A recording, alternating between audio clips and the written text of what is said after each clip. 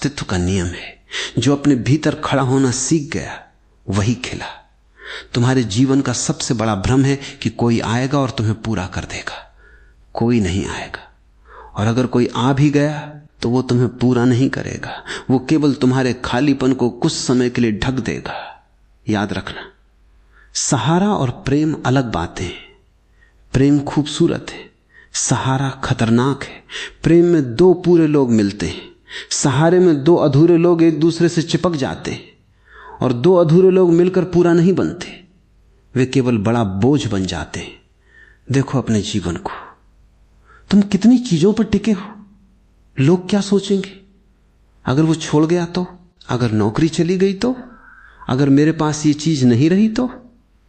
ये सारे डर बताते हैं कि तुमने अपनी जड़ें बाहर लगा रखी हैं, और बाहर लगी जड़ें कभी सुरक्षित नहीं होती। जिस दिन हवा बदली सब हिल जाएगा। अपने भीतर जड़ें लगाओ, अपने साथ बैठना सीखो, अकेले चाय पीना सीखो, अकेले चलना सीखो, अकेले निर्णय लेना सीखो। पहले पहल कठिन लगेगा, क्योंकि तुमने कभी अपने साथ समय बिताया ही नहीं। तुमने हमेशा शोर चुना ताकि भीतर की खाली आवाज सुनाई न दे, लेकिन उसी खालीपन के पार तुम्हारा असली चेहरा बैठा है। एक दिन अकेले कमरे में बैठो, फोन मत उठाओ, कोई संगीत मत चलाओ, कुछ मत करो, बस बैठो और देखो कितनी बेचैनी उठती है। वही बेचैनी तुम्हारी गुलामी है। लोग सोचते हैं आजादी का मतलब है जो मन करे वो करो। नहीं, असली आजादी है बिना किसी सहारे के भी शांत रहना।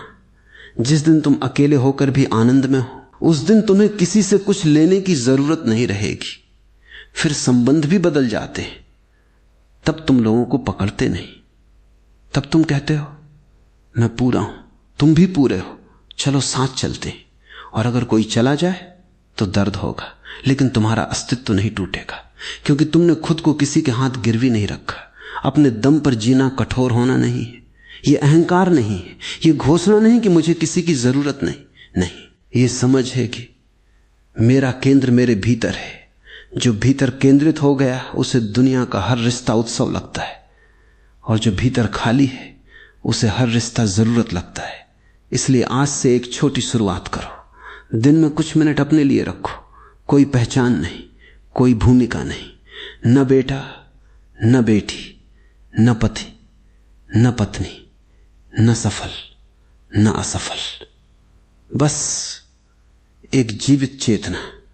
धीरे धीरे तुम पाओगे जिस ताकत को तुम बाहर खोज रहे थे वो हमेशा से तुम्हारे भीतर बैठी थी। और फिर एक दिन तुम्हें एक अजीब खोज होगी कि तुम्हारी आधी परेशानियां कभी थी ही नहीं।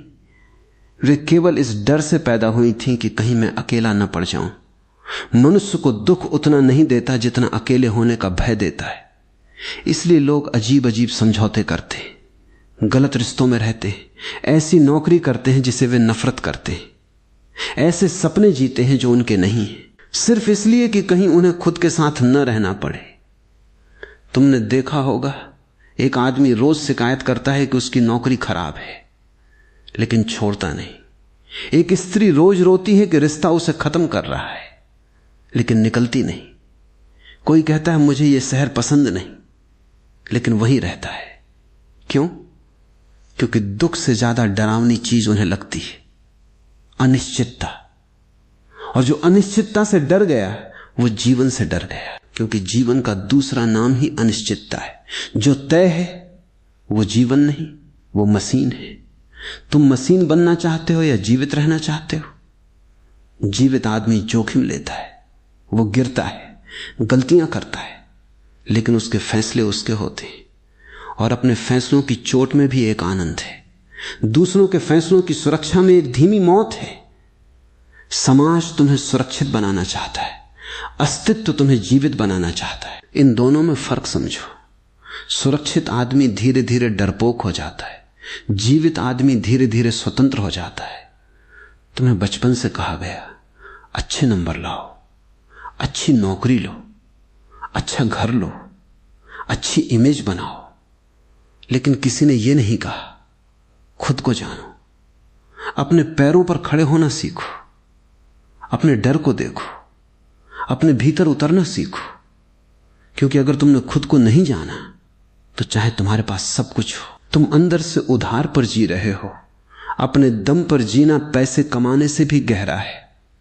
बहुत लोग आर्थिक रूप से स्वतंत्र हैं लेकिन भावनात्मक रूप से भिखारी हैं।